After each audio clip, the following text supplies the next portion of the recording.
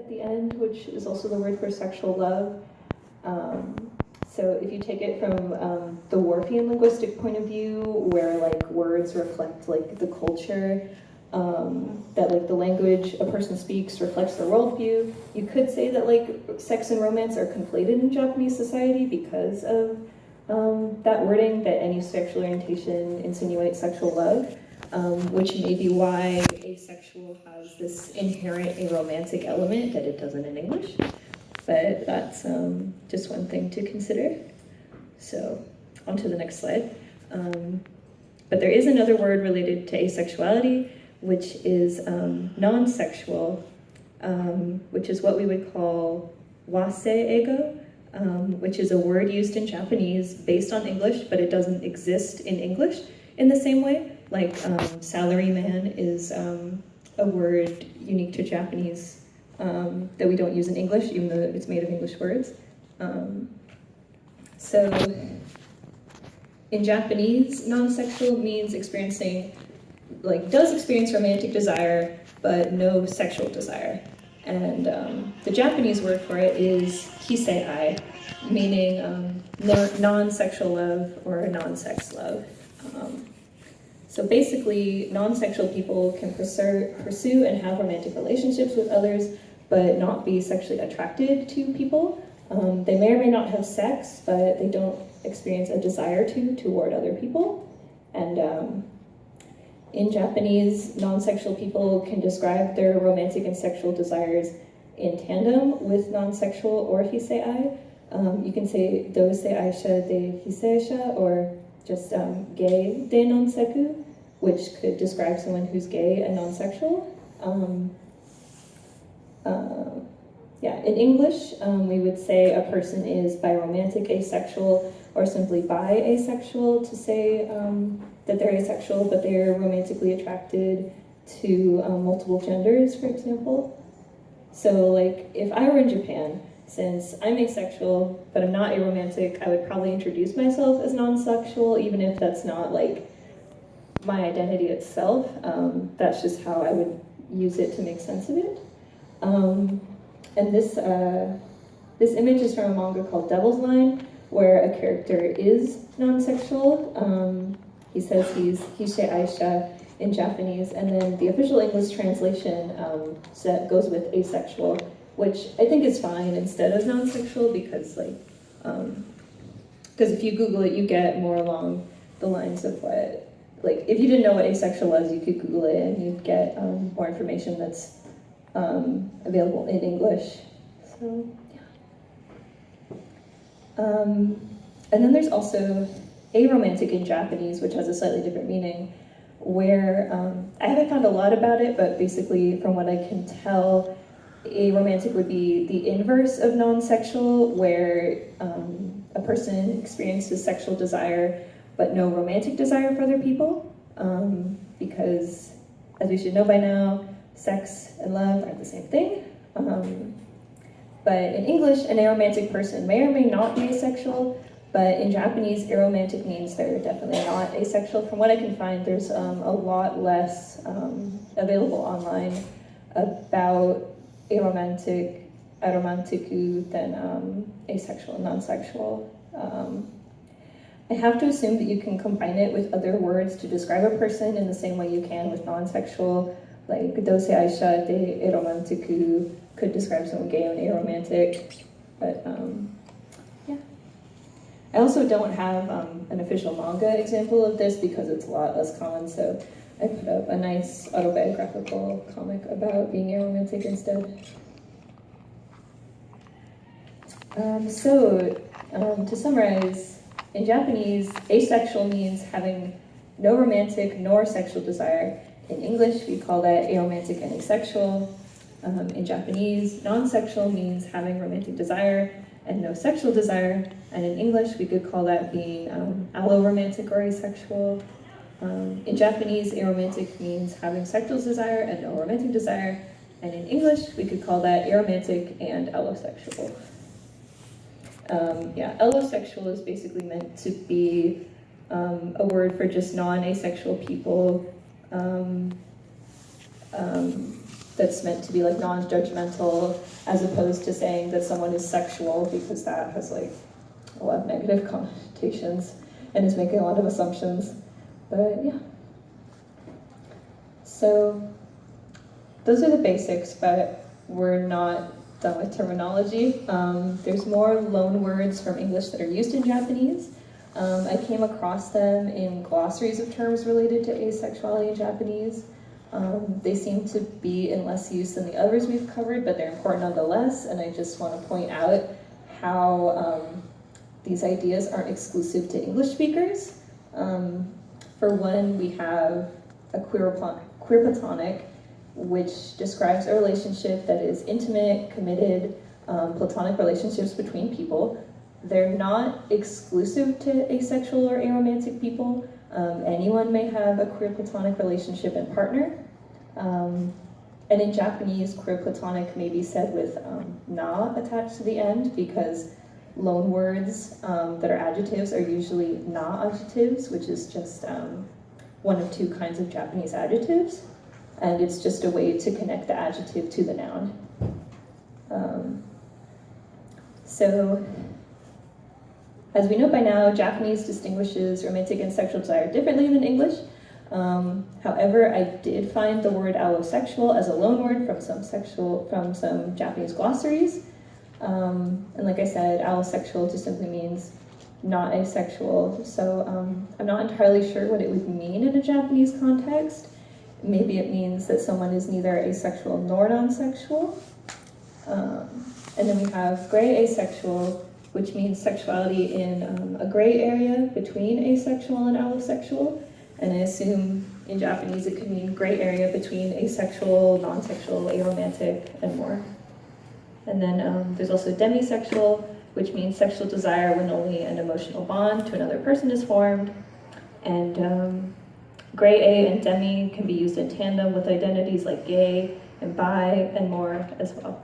So I feel like there's kind of stereotypes that these ideas only exist among Westerners, so it's just a good reminder that Japanese people can also use them. Okay, another one for related terms. So there's this term called sexual minority, which exists in English, but it isn't used as much as it is in Japanese, where in Japan it can sometimes overlap and be used interchangeably with LGBT or queer. And sometimes it's turned to sekumai. It's an umbrella term for people in a minority related to sexuality, sex, or gender, and that includes gay, lesbian, bi, pan, trans, asexual, non-sexual, aromantic, and more.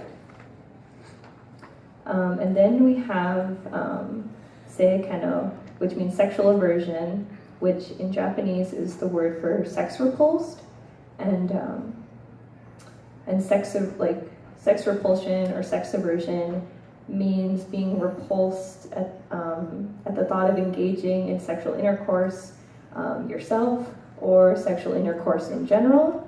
And this word in Japanese and English as well can be used by asexual people to describe their relationship to sex, but it's not an experience exclusive to them. Anyone can be sex repulsed, so it can be helpful for either case.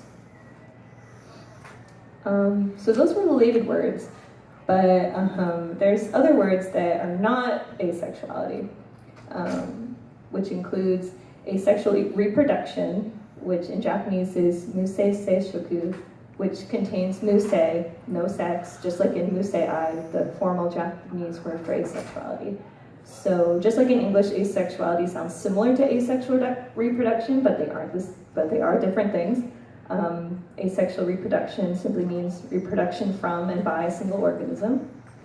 And then there's herbivore men, which is kind of a more complicated distinction, where it's this buzzword from the last decade for Japanese men who are not in pursuit of romantic relationships, marriage, manliness, and or sexual relationships, depending on the definition. And there's a lot to unpack here, about how apparently sexuality defines manliness and how people feel the need to comment on when men act outside social norms, but that's really outside the scope of this panel. All I really have to say about it is I think the real social phenomenon worth noting, rather than, oh, herbivore men are asexual, is that it's not so much that there's a new trend in how men are behaving, but that herbivore men are really sensationalized. It's a really broad and vague term which allows people to apply it to anyone they see fit in order to comment on men in modern society. And especially in Western journalism, it's really common to sensationalize them because it's fitting this stereotype of desexualized East Asian men. And like, if you've been around online English asexual communities long enough, you may have seen articles shared about herbivore men that kind of claim that the prominence of them means that Japan accepts asexuality.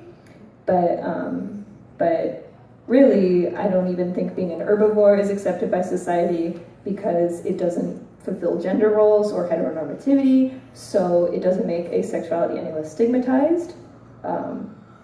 So even though 61% of men in their 20s and 70% of men in their 30s considered themselves to be herbivores in a survey in Japan, it doesn't mean they're asexual necessarily.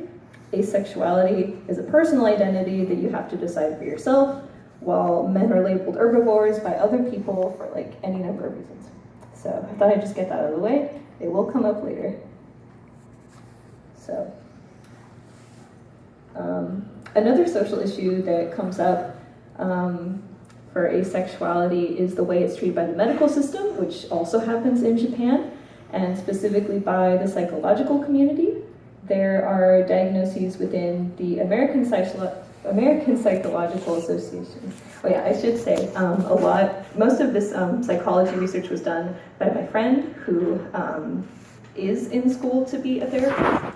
So I will try to make sense of these old notes the best I can.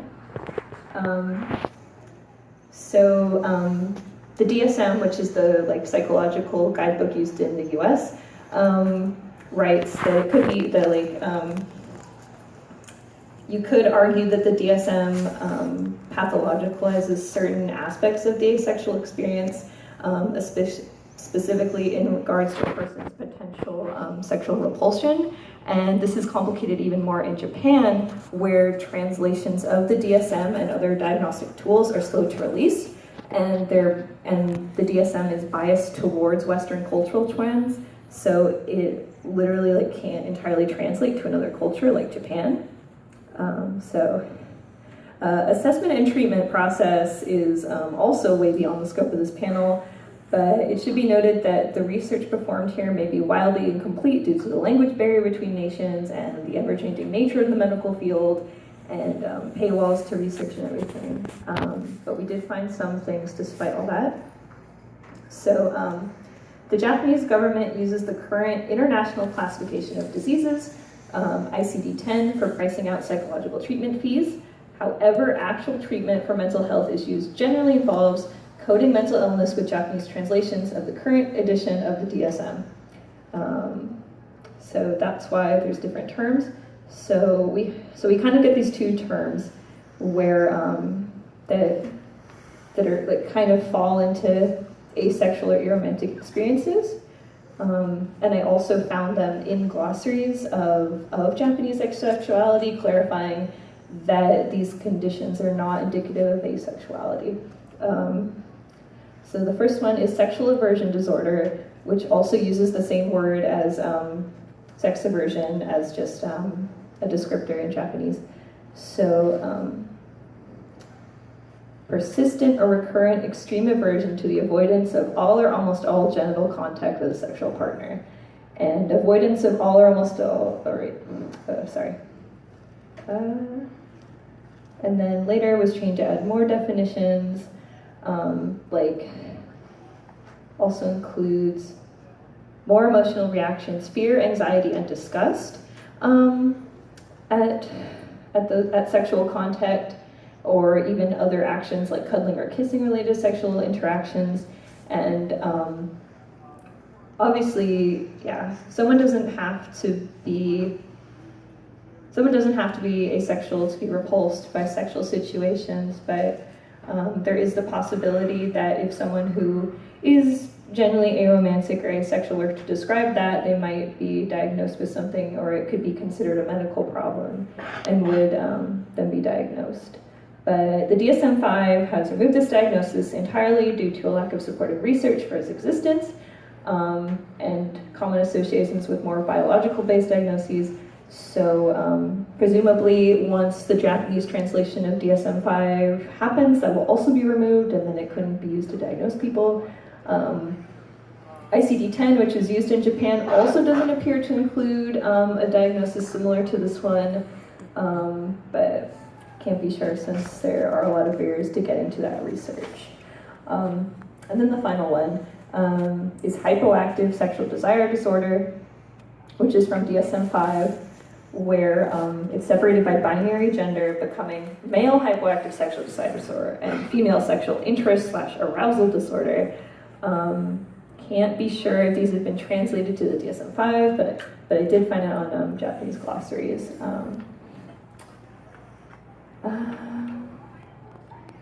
There's a lot of information on these notes. But the bottom line is basically that whether you're in Japan or in the US, if someone tells you that they're asexual or aromantic, your response shouldn't be, oh no.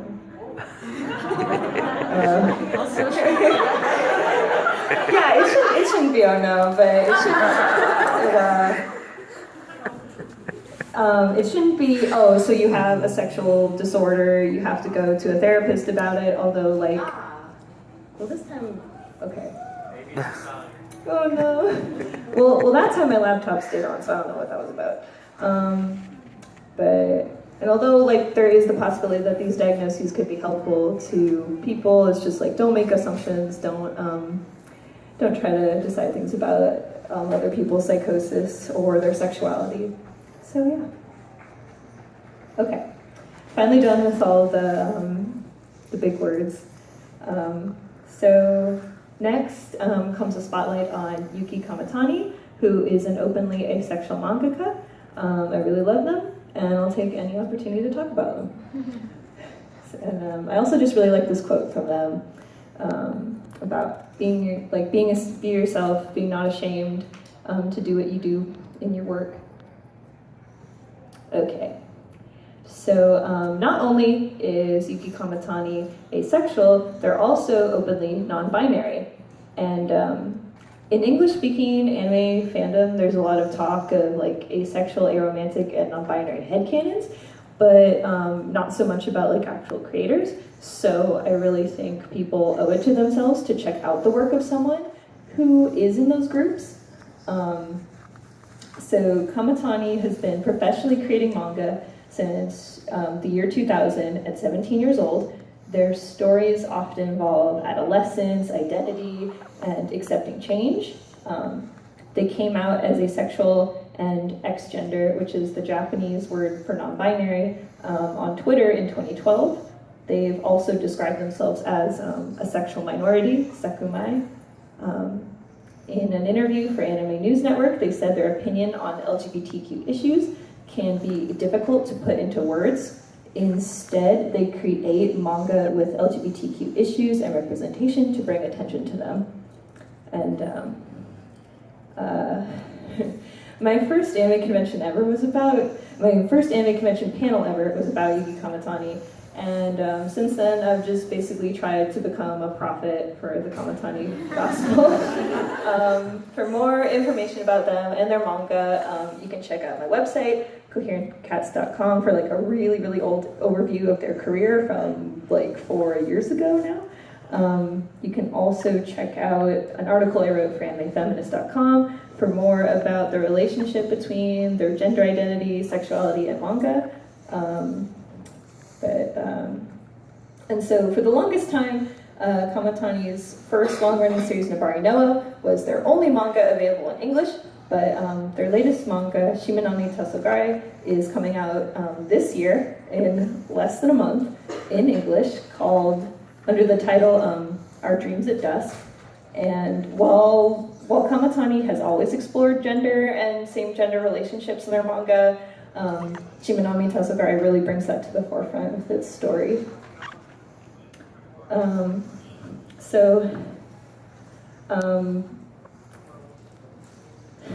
The script is so old, it's written like Nabari was the only one available in English, and I have to stop myself from saying that.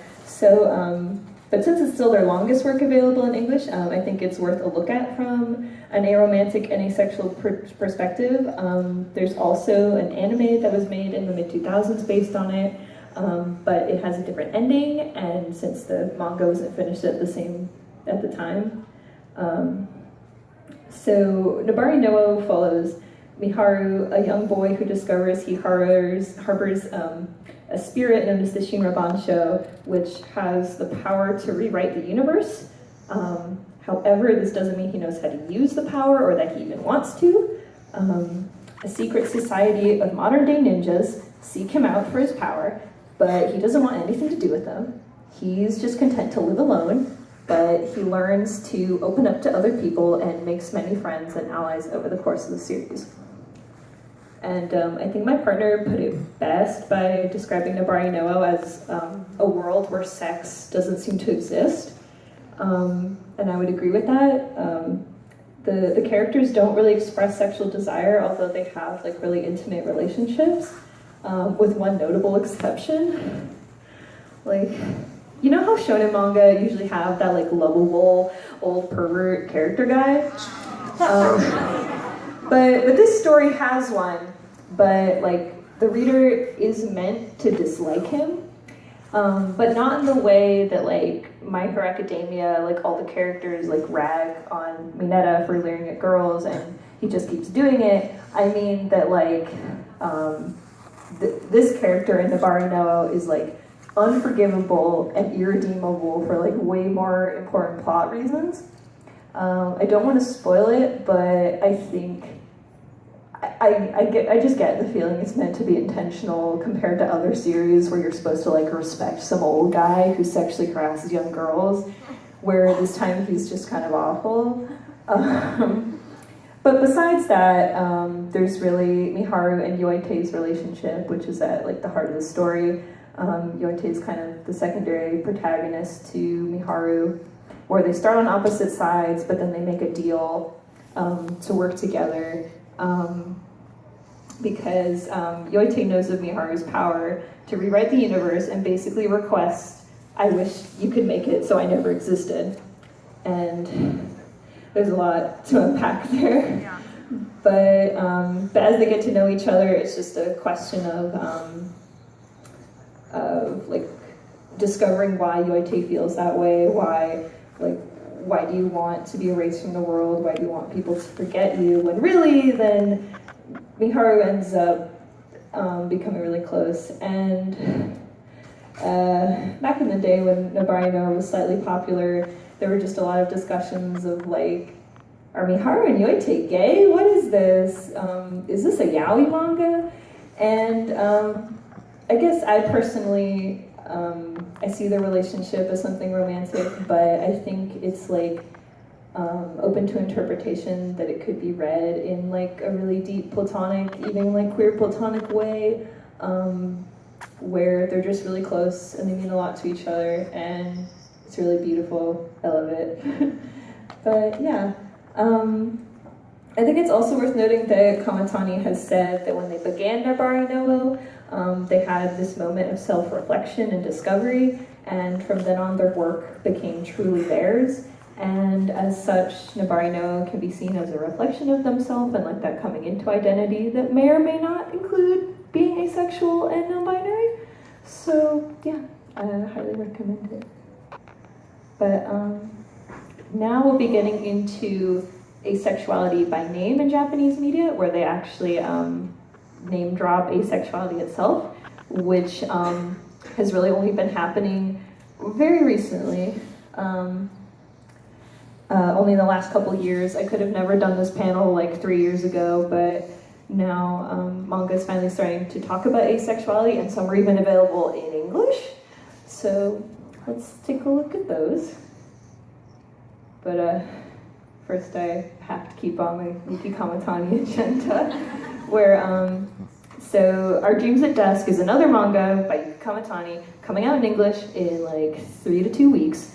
It follows a year in the life of a young Japanese boy named Tasku as he comes to terms with being gay and attracted to men. In the middle of a suicide attempt, a mysterious person known only as Anonymous invites Tasku to visit this local LGBTQ friendly lounge. And for most of the manga, neither Tasku nor the audience knows what Anonymous's deal is. Like, they run an LGBT space, but you don't know what their identity does. And especially because the series is also like in the genre of magical realism, where Anonymous can just like bend the rules of reality, so just like start floating places and things just start magically appearing when they're talking. And so you're at that point you're not even sure if Anonymous is human or if they're even like a real person. But eventually you do learn that Anonymous is asexual, and Tasku kind of has a moment where he's like, oh, so that's why you're so weird, that's why you're so quirky, like that's why you don't really like people, it's because you're asexual. And then Anonymous has to say like, no, I'm just both. And I really like that. I really like that. And like asexuality doesn't have like a lot of visibility to have like stereotypes per se, but I think that is essentially breaking down like someone more ignorant's perception of what asexuality is. But yeah, it's really fascinating. If you take anything away from this panel, you should pre-order this manga, request your library to carry it, share it with your friends, because like getting a manga with an asexual main character is already a big deal, but one with an asexual creator behind it is like monumental. So yeah. Okay. So asexuality coming up in a manga doesn't always mean a character is asexual, however.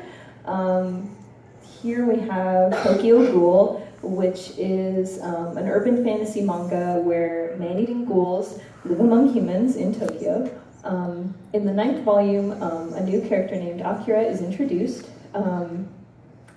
where 2 other characters are discussing her, and they say that they describe her as asexual when one shows interest in dating her and the other one is like, oh no, you shouldn't do that. She's really cold and asexual. I think because, yeah, in Japanese they say, they say Musei Aisha or Hisei Aisha, I don't quite remember. I think it's Musei, where it is asexual. But the English translation from Yen Press avoids this kind of awkwardness of like other characters labeling another one as asexual as kind of like an insult, where it's like, yeah, she's so frigid, like she's not going to want to date you. And also they like compare her to the creepy weapons in the series. But instead, in the English translation from Yen Press, they just omit the word asexual in general, and instead Takizawa, the other character, says she has no apparent interest in anything else, which I think is a good example of non-literal translation by like avoiding those issues. That said, especially because down the line later, like I don't think you could really classify her as asexual in the Japanese sense of a romantic asexual, because she does eventually have a love interest. I wouldn't get mad at like people who have headcanons or anything, though. I think they're free to do what they want. But yeah, it's a really strange example. Okay, so next we have Scums Wish Decor, which is this single volume epilogue to a series called Scums Wish. Scums Wish, the original series, follows a teenage boy and a girl who start dating each other to satisfy their own unrequited loves for their teachers. There's a lot to unpack there. It doesn't address asexuality directly, but it does explore the differences between romantic and sexual desire as the characters are trying to figure out how they truly feel about each other, because you have like a main couple who like supposedly aren't interested in each other, but they are having a sexual relationship. I haven't read all of it, to be fair, but then in the sequel, which is like a series of epilogues about various major and minor characters, chapter 4.5 looks at Mito and Ayumi, who are two minor characters from the original series. In their brief appearance in the original manga, it seems like Mito has something she wants to tell Ayumi, and in decor, it turns out to be that she wants to come out as asexual to her friend. And Ayumi always comes to Mito for dating advice, but Mito can't relate since she's not interested in romance. And in the epilogue chapter, when she finally comes out, then Ayumi apologizes for telling her friend all these things, like, you should start dating, and because, and that, maybe I got this mixed up. So from there, then they become comfortable with each other, and it's like, okay, I'll stop telling you so much about my love life since you're not comfortable with it, and I'll stop forcing you to be, and they just accept each other, and the chapter ends on this sweet little narration about how everyone in the world should just accept each other for their differences, whether they're asexual or not, and like whatever relationships they have. And yeah, I've only read this chapter when I'm not very familiar with Scums Wish, and I would recommend it if you just want a short and sweet story. It's only available digitally on like Crunchyroll manga, which is odd, but it's worth checking out. Okay, next we have Devil's Line, which is really a lot like Tokyo Ghoul when I describe it, because it's another urban fantasy kind of manga about devils that drink human blood, that live among humans, and it goes into a lot of like social issues of how the devils are discriminated against and earning their rights for all that. And there's this minor character named Kanzaki, who you eventually find out through his backstory that he is non-sexual, the Japanese definition, where no sexual desire but does have romantic desire, because he has a partner who's also a man, although Kanzaki's actually non-binary too, which is like only mentioned in like a side chapter for some reason. But and they have like this 10-year relationship where they've known each other, and they've been together for 10 years, but they've never had sex, and they're totally aware that they have like different orientations, because the way they meet is in this backstory chapter where Kanzaki